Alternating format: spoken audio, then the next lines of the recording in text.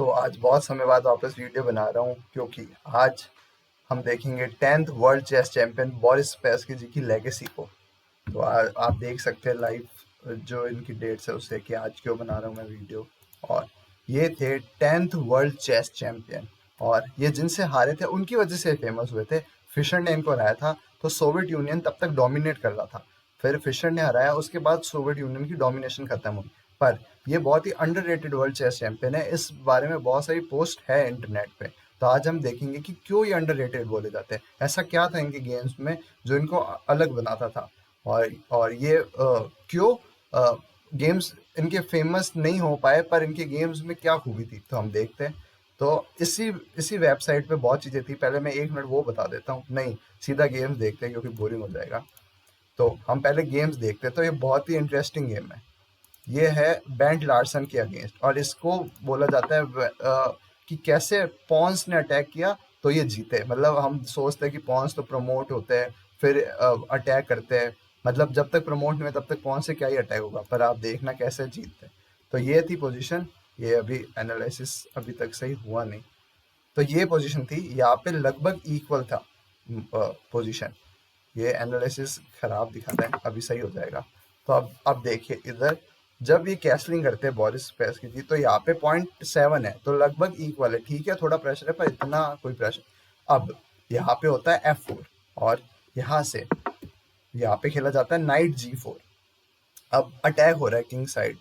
फिर यहाँ पे पॉन टू G3 पुश होता है और अब यहाँ से मेन मूव स्टार्ट होते हैं पॉन्स के H5।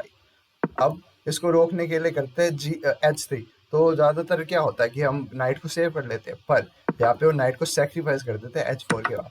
नाइट हुआ सेक्रीफाइस और उसके बाद कैप्चर हुई पॉन, एक और सेक्रीफाइस दे रहे हैं वो बिशप का। पर नहीं, क्योंकि अगर बिशप का सेक्रीफाइस दिया तो यहाँ पे अगर बिशप टेक हुआ तो यहाँ पे रुक टेक्स रुक हो जाएगा, यहाँ पे चेक लगेगी। मैं दिखाई देता हूँ, ये हुआ, फिर यहाँ पे ये हुआ, फिर चेक को रोकने के लिए यहाँ गए, फिर यहाँ गए, तो फिर ये पिन है तो इसलिए मेट इन 3 दिख रही है।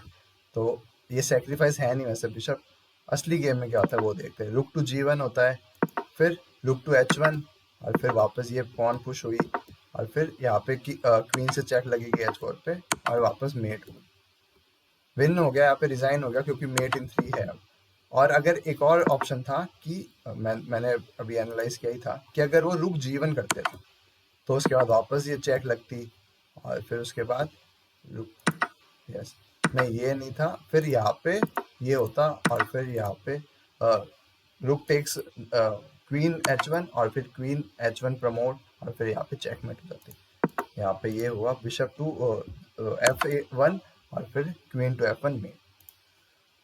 तो उन्होंने 19 सालों में ही पॉन के अटैक से हरा दिया बेंट लार्सन को।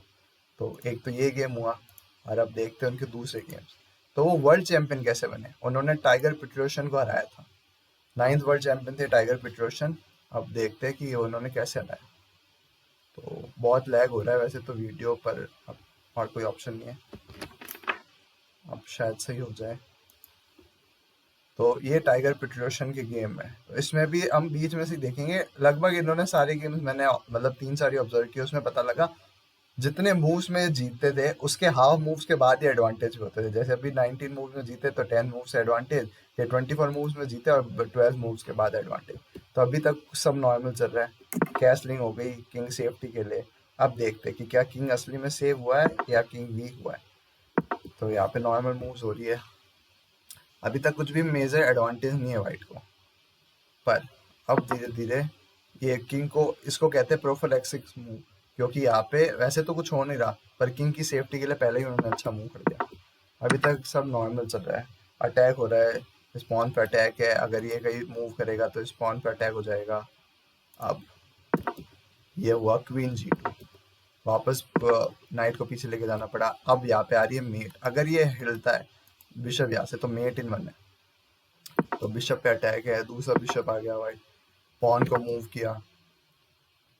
अभी भी मेट इन 1 होगा अगर बिशप हटाता हो तो बिशप को, और अब क्या कहते हैं रुक को भी लिया है, दूसरे रुक को भी। अब किंग साइड पे फुल अटैक है और जो क्वीन पहले अटैक कर रही थी बोरिस स्पैसकी जी को, वो अब वापस पीछे चली गई है। तो full attack on black king हो रहा है। नाइट भी आ गया वापस, और अब क्वीन ने अपने उधर जगह बना ली, स्क्वायर पे पहुंच गया। अब आप देख सकते हैं एनालिसिस बोर्ड 3 के एडवांटेज दिखा रहा है। अब यहाँ पे एक नाइट फ्री में दिया है, पर इस नाइट का क्या मतलब, अगर किंग ही मेट हो जाएगा तो फिर क्या मतलब रहेगा। और अब यहाँ पे चला गया नाइट। तो अब आप देख सकते हैं कि यहाँ पे इस नाइट को मारने के लिए या तो इसको यहाँ से मारा जाएगा, मारेंगे अगर इसको तो फिर ये चला जाएगा, चेक हो जाएगी, फिर अटैक पे अटैक बढ़ता जाएगा, फिर कहीं पे भी मूव करेगा ये तो इससे भी मार सकते हैं, क्योंकि फिर क्वीन नहीं मार पाएगा। तो बहुत कुछ चल सकता है। तो इसके बाद तो लगभग इम्पॉसिबल था जीतना पेट्रोशन का। तो ये डिसाइसिव गेम्स होना वर्ल्ड चैंपियनशिप में बहुत बड़ी बात होती है। तो ये डिसाइसिव गेम था। तो पूरी है, सारे गेम्स है नेट पे अवेलेबल, तो आप देख सकते हैं। और ये है फिशर वर्सेस स्पेस्की का गेम। तो ये 25 मूव हुई है, ओके, और अब 4 मूव बाद ही हरा देंगे वो। तो अब माना जाता था, मतलब ऐसे कहते हैं कि बहुत बार ऐसा बोला जाता है कि प्लेयर नहीं हारता, मूव्स हारते हैं। मैंने अपने चेस एकेडमी में सर से सीखा था। तो ये बात सही है। अब फिशर के सामने कौन सोच सकता है कि 25 मूव तक बराबर है और 4 मूव में हार जाएंगे। तो अब आप ये देखिए, ये ये मूव करते बोरिस, और उसके बाद अभी भी इक्वल है, 26 मूव हुए हैं, और 29th मूव पे फिशर रिजाइन कर देंगे। थर्ड 3 मूव्स और रिजाइन। ये वाला मूव, ये एक चेस DAWGS करके चैनल है, उन्होंने इसकी एनालिसिस की थी, और ये chess.com पे भी अवेलेबल है। तो ऐसे तो नॉर्मल लग रहा है कि क्या हो गया, रुक को लिया है, रुक से रुक अटैक हो रहा है, और यहाँ पे मेट भी दिख ही रही है, ये रुक से रुक अटैक, और यहाँ पे मेट हो जाएगी। पर एक ये मूव है जो क्वीन को अटैक कर रहा है। अब क्वीन का बचना बहुत मुश्किल है, आप आगे मूव्स में देखिएगा। अब ये क्वीन अपनी क्वीन पे अटैक कर रहा है रुक D1 D8 से, और नाउ अब क्वीन E4 हो गया, और अब वापस क्वीन आई आगे कि वो बच जाएगी, पर नहीं, क्वीन नहीं बच पाएगी, क्योंकि अब रुक F4 होगा। क्वीन है, रुक F4 हो गया। अब क्वीन के पास बचने की बहुत कम जगह है, अगर क्वीन बचेगी तो उस पर खूब अटैक हो रहा है। यहाँ पे जाएगी अगर क्वीन तो रुक ले लेगा, यहाँ पे जाएगी तो ये रुक ले लेगा, इधर जाएगी तो फिर ये रुक ले लेगा, और इधर जाएगी तो ये पॉन ले लेगी। अब यहाँ पे यहाँ जा सकते हो, पर फिर यहाँ से अटैक हट जाएगा और यहाँ पे डबल अटैक हो जाएगा। जैसे सबसे सेफ अभी तो यही दिख रहा है, तो ये चला तो उसके बाद ये हो जाएगा, और फिर अगर ये चला तो देख ही सकते हैं और भी अच्छे मूव्स होंगे, पर ये तो साफ ही दिख रहा है, मतलब मैं ही कर पा रहा हूँ, तो वो तो जीत ही जाते, वो तो वर्ल्ड चैंपियन थे। तो ऐसे बड़े बड़े प्लेयर्स के साथ भी गलती हो जाती है, तो ऐसा नहीं होता कि बड़े बड़े प्लेयर्स नहीं हारते। तो 3 मूव में हार गए। और तो ये एक और गेम था डेविड पेट्रोशन ब्रॉन्स्टेन के सामने। तो ये बहुत फेमस इसलिए थे क्योंकि इन्होंने किंग्स गैम्बिट के साथ जीत दर्ज करी थी, जो बहुत मुश्किल था। अब मैं ये गेम नहीं दिखाऊंगा, मैं आपको सीधा शुरुआत दिखाता हूँ कि क्यों किंग्स गैम्बिट के साथ इतना मुश्किल है। ये बॉयज दी वाइट्स के साथ खेल रहा है, और देखिए पॉन F1 मैंने भी अभी लोकल टूर्नामेंट्स में खेला, तो यही बोलते हैं कि F1 नहीं खेलनी चाहिए शुरुआत में। मैंने भी देखा कि मैं डिसएडवांटेज में चला जाता हूँ, पर ये F1 को फ्री में सेक्रीफाइस दे रहे हैं। और फिर देख सकते हैं आप कि कैसे ओपन हो रहा है किंग साइड, पर उसके बावजूद ये जीत जाते हैं। तो सीधा एंड पोजीशन दिखा देता हूँ मैं, आप ये गेम को देख सकते हैं, बहुत फेमस गेम है। डेविड ब्रॉन्स्टन देखिए 7 का एडवांटेज आ गया लास्ट में। और इसके अलावा एक गेम है जो मैंने भी अभी तक ये वाला, हाँ यही वाला है, वेस्ली सॉलर वर्सेस गैरी ये बॉबी बोरिस स्पैस्की। तो ये गेम बहुत ही बड़ा है, ये गेम है लगभग 66 मूव्स का, तो इसको एनालाइज करने में भी टाइम लगेगा। तो ये आपको मैं नीचे उसमें डिस्क्रिप्शन में दे दूंगा, तो आप इसको देख सकते हैं। और ये, और एक और बात, कैंडिडेट्स हुआ था जिसमें जब बोरिस स्पैस्की जी नहीं आगे बढ़ पाए थे वर्ल्ड चैंपियनशिप के लिए, फर्स्ट जो उन्होंने खेला था, पर उसमें सोलव जीते थे। और सोलव को एक ही आदमी, मैं गलत प्रोनाउंस कर रहा हूँ, वेस्ली इनको हराने वाले एक ही आदमी था, और वो थे बोरिस। तो बोरिस पहले से ही बहुत अच्छे प्लेयर थे, पर ड्यू टू सर्कमस्टेंसेस ये इतने फेमस नहीं हो पाए। इन्होंने पेट्रोशन को हराया, फिर वापस फिशर के साथ चैंपियनशिप जब हुई तब वो हार गए, और फिशर ने डोमिनेशन खत्म किया तो वो बहुत फेमस हो गए। तो ये थी आज की वीडियो। अगर आपको वीडियो अच्छी लगी है तो प्लीज़ लाइक करना। और वर्ल्ड चैंपियंस की स्टडी करने से ही पता लगता है कि गेम्स असली में क्या होते हैं। बहुत सारे आजकल टूर्नामेंट्स होते हैं, पूरे साल चलते रहते हैं टूर्नामेंट, पर जो वर्ल्ड चैंपियनशिप के क्लासिक गेम्स हैं, उनको जब स्टडी करते हैं तब पता लगता है कि असली में क्या वो चल रहा था उनके दिमाग में।